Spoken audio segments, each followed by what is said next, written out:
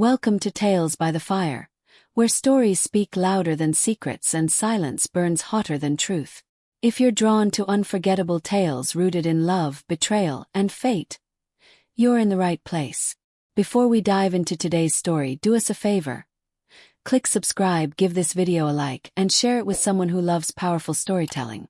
Every fire grows brighter with more voices around it. Now gather close, because this is not just a story. It's the moment when a millionaire groom saw his pregnant ex-wife serving drinks at his wedding, and what happened next changed everything. The estate shimmered in gold. Rows of lilies and roses lined the marble walkways as a string quartet played softly beneath an arched canopy. This wasn't just any wedding, it was the social event of the year. Lagos elite politicians, business magnates, and celebrities had gathered for the union of Nathan Okonkwo, a 34-year-old self-made millionaire, and Adana Ease, a fashion influencer with over 1 million followers. Drones floated quietly in the sky, streaming the event live to thousands online. Champagne towers sparkled in the evening light. Guests wore nothing less than designer outfits, their smiles flashing under the soft gleam of chandelier lanterns. Nathan stood tall near the altar in a custom white tuxedo. He looked every bit the success story people envied. Clean-cut, powerful, calm. But no one knew that under that perfect exterior, a storm brewed. Today wasn't just about a new beginning. It was about a past he'd never truly escaped.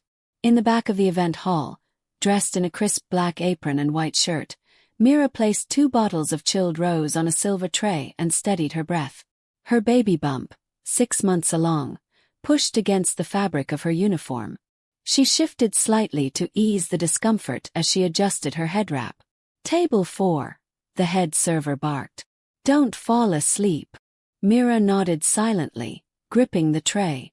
Her hands trembled, not from exhaustion, but from the weight of the moment. She had begged not to be assigned here when the staff list came out. But fate had other plans. As she approached table 4, her eyes briefly scanned the crowd and froze. There, laughing among his groomsmen, was Nathan, her ex-husband, the man who once promised forever, only to walk out 5 months ago with no explanation, leaving her jobless, pregnant, and heartbroken. And now he was marrying another woman, in a wedding she was serving at. A wedding catered by the hotel she now worked for as part-time staff, just to survive. Mira kept her head low, pouring glasses with care, avoiding Nathan's eyes. But she felt it, his gaze. Nathan had caught sight of her. His smile faltered. The groomsman beside him nudged him, whispering something, but Nathan didn't respond. His eyes remained locked on Mira, who had already turned and walked away. He felt as if he'd seen a ghost. The last time he saw her, she was curled on their bed, clutching her stomach, pleading with him not to leave. And he had walked out.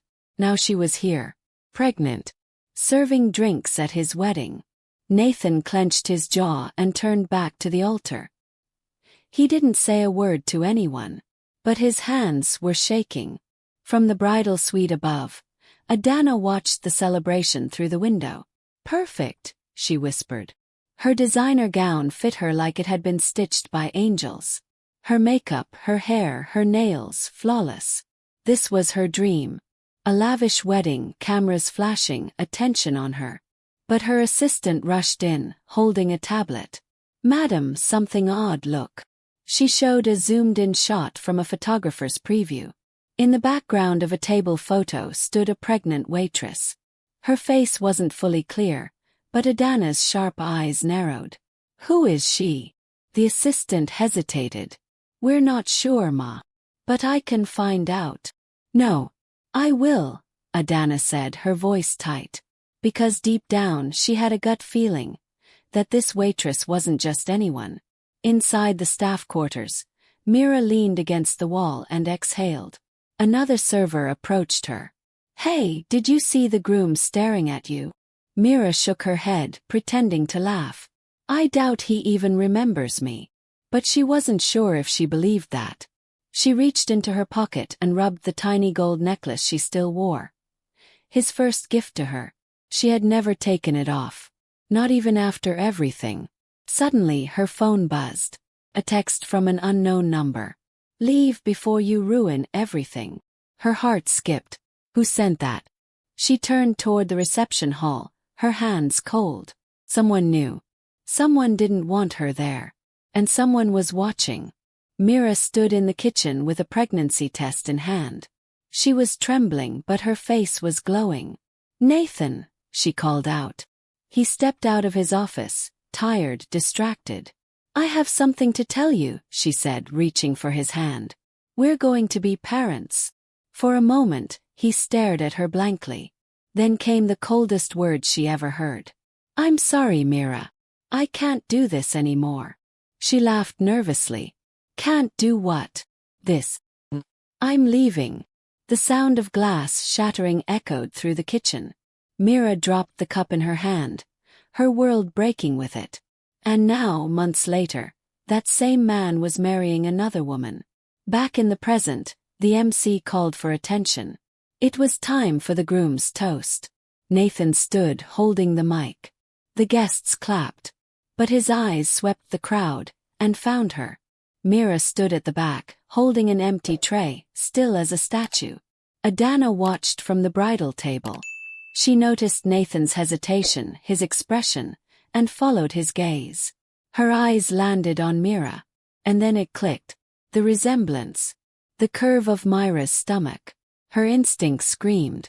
She rose, lips parting in disbelief. But before she could say anything, Nathan brought the mic to his lips. The crowd stared in stunned silence. Adana's voice had shattered the elegance of the evening like a rock through glass. Nathan's shoes echoed across the polished marble floor as he walked slowly toward Mira. She didn't move. She couldn't. Her hands clutched the tray at her side like a lifeline. The weight of 100 eyes bore down on her. But it was Nathan's gaze she couldn't escape. The same eyes that once stared at her across candlelit dinners, now wide with a strange mix of guilt and resolve. He stopped 2 feet from her. And then, he spoke into the mic again. "This woman was my wife." Gasps scattered like wind among the guests. "Her name is Mira.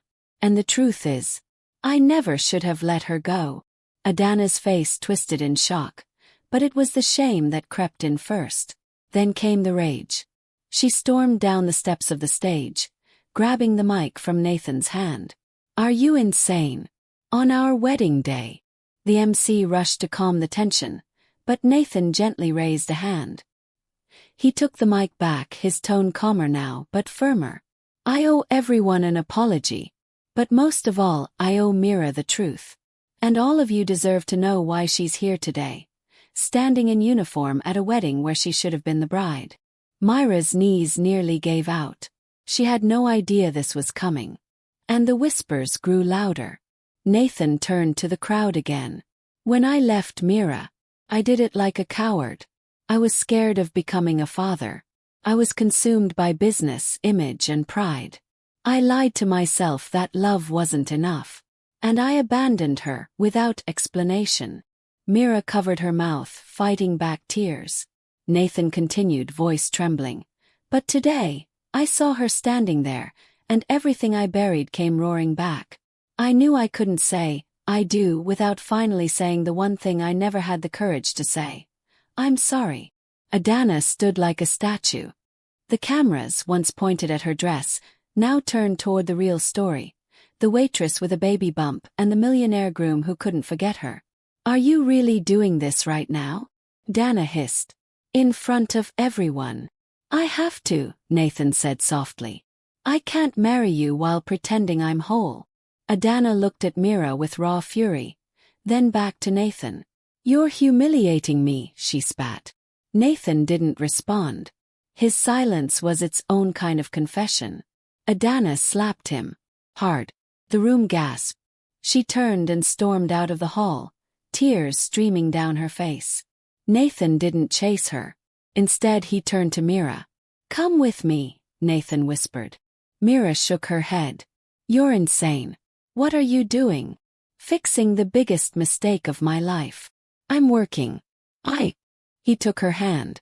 And for a moment, The clatter of silverware and awkward coughs of stunned guests faded.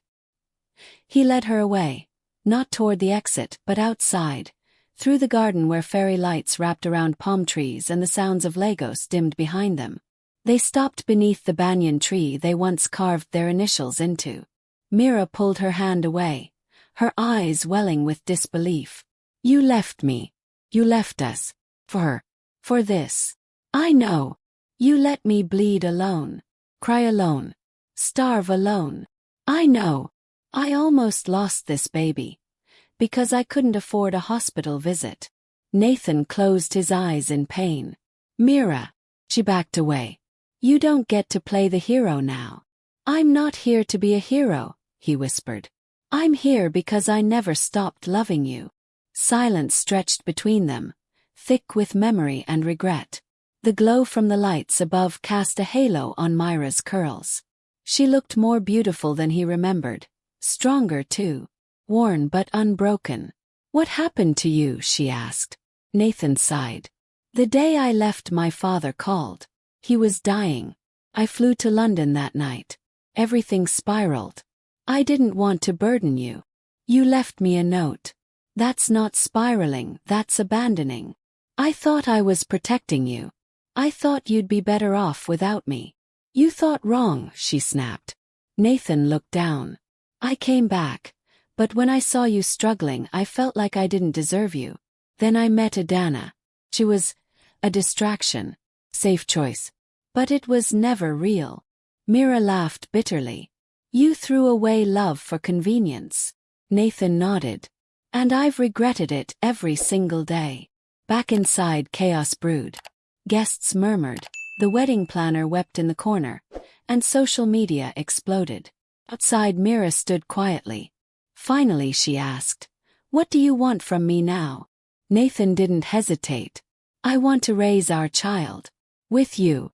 Her breath caught. "You don't get to decide that in one day, Nathan." "I know. But I had to start somewhere. And this was my first honest moment in a long time." Mira looked away, heart racing. Part of her wanted to run. The other part, the one that had waited silently for closure, wanted to believe him. "What about Adana?" she asked. "I'll fix it. I'll take responsibility. But not at the cost of living a lie." He stepped closer. "I didn't come here today to break a heart. But I couldn't walk away a second time." They sat on a bench in silence. The stars peeked through the gaps in the clouds, and the garden lights flickered as the generator hummed. "I'm not saying I trust you," she said finally. "I don't expect you to. I'm not saying I forgive you." He nodded. "That's fair. But," his breath caught, "I want our child to know their father." Nathan reached for her hand. She didn't stop him. Tears streamed down both their cheeks. Then Mira said the words he never thought he'd hear again. "Come to my doctor's appointment. It's tomorrow at 10. Weeks later, the headlines read, "Millionaire groom walks away from wedding after spotting pregnant ex-wife. Waitress or wife." The story behind the viral wedding walkout. But Mira ignored the noise. She focused on her baby, her health, her peace. Nathan showed up. Every week. Time. With groceries. With apologies. With patience. One day she let him rub her belly. Another day she let him feel the baby kick. And finally she let him stay. Not because he begged, but because she finally believed that some endings are just detours. And some love stories, they find their way back, even if it takes a wedding mic to make it loud enough to hear. If this story touched you, don't forget to click subscribe, tap the like button, and share it with someone who needs to believe in second chances. Here at Tales by the Fire, we keep the truth burning, one story at a time.